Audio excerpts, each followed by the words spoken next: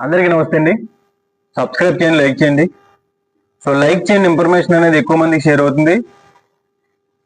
So Hindupuram నియోజకవర్గంలో నకిలీ నకిలీ లిక్కర్ ఇలాంటిది నకిలీ కొళ్ళు కూడా హిందూపురం నియోజకవర్గంలో దాదాపుగా తాగి 20 మంది ఆసుపత్రిలో పాలవడం జరిగింది.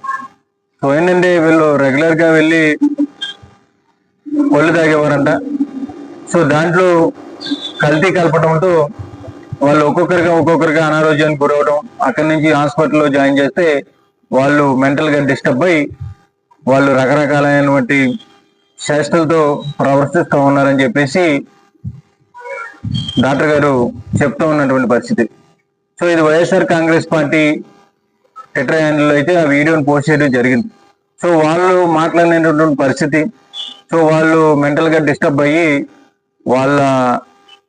వాళ్ళని మర్చిపోవడం, వాళ్ళ కుటుంబ సభ్యులను గుర్తుపట్టలేకపోవడం, మమ్మల్ని ఎవరో చంపడానికి వస్తారని చెప్పేసి రకరకాలుగా వాళ్ళు మెంటల్గా డిస్టర్బ్ అయ్యి మాట్లాడుతూ ఉన్నటువంటి పరిస్థితి కనబడుతోంది.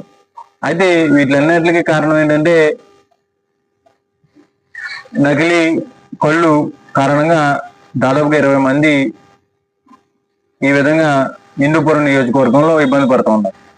సో నిజంగా ఏంటంటే మొలకల చెరువులో ఎప్పుడైతే కల్తీ లిక్కర్ లాంటి ఫ్యాక్టరీ ఒకటి బయటపడిందో అప్పటి నుంచి కూడా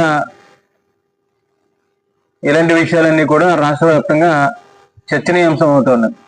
సో మనం ఏ ఛానల్ ఓపెన్ చేసినా సరే ఇప్పుడు రాష్ట్రంలో జరుగుతున్నటువంటి చర్చ ఏంటంటే నకిలీ లిక్కర్ పైన. ఎందుకంటే అసలు తాగేవాళ్ళు కానివ్వండి, అమ్మేవాళ్ళు వాళ్ళకే తెలియనటువంటి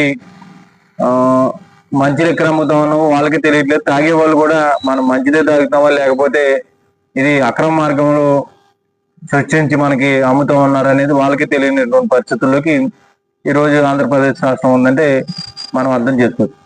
అయితే ఏంటంటే దీని మీద నారా చంద్రబాబు నాయుడు గారి క్యూఆర్ కోడ్ ఉంటుందని చెప్పేసి బాటిల్ పట్టుకొని చూపించారంటే రాష్ట్రంలో నకిలీ మద్యం ఏ విధంగా రాజ్యం వెళ్తా ఉందో మనం అర్థం చేసుకోవచ్చు. అలాగే ఏంటంటే హిందూపురం నియోజకవర్గంలో అయితే నకిలీ కొళ్ళు తాగి ఈ విధంగా హాస్పిటల్లో ఇబ్బంది పడుతున్నటువంటి పరిస్థితులకు వీళ్ళందరికీ కూడా మరి సమాధానం ఎవరు చెప్తారనేది అర్థం కాదు. ఎందుకంటే ఎప్పుడైతే షాపులు ఇచ్చారో వైన్ షాపులు అప్పటి నుంచి కూడా బెల్ట్ విచ్చలవిడిగా అమ్ముతూ ఉన్నారు. ఒక బాటిల్కి వచ్చి దాదాపుగా వాళ్ళు ఎంఆర్పిఎస్ రేట్ కాకుండా వాళ్ళు తెచ్చుకొని బెల్ట్ రాత్రి పొగలు అని తేడా లేకుండా వాళ్ళు అమ్ముతూ ఉన్నారు.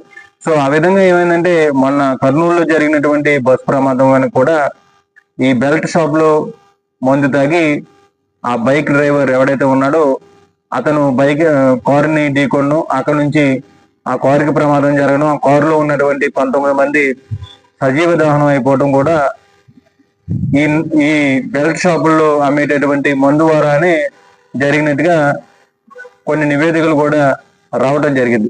సో మరి ఏంటంటే ఈ నకిలీ కొలు కానివ్వండి, నకిలీ మద్యం కానివ్వండి, ఇవన్నీ కూడా మరి ఆపే పరిస్థితి ఉండదంటే ఎప్పుడైతే ప్రభుత్వం ఇంటర్ఫీర్ అయ్యి ఈ మద్యం మీద ఒక నియంత్రణ తీసుకొస్తుందో అప్పుడు ఈ బెల్ట్ అనేది కూడా కంట్రోల్ తీసుకుంటే ఖచ్చితంగా అయితే కొంతవరకు దీన్ని ఆపే ప్రయత్నం ఉంటుంది.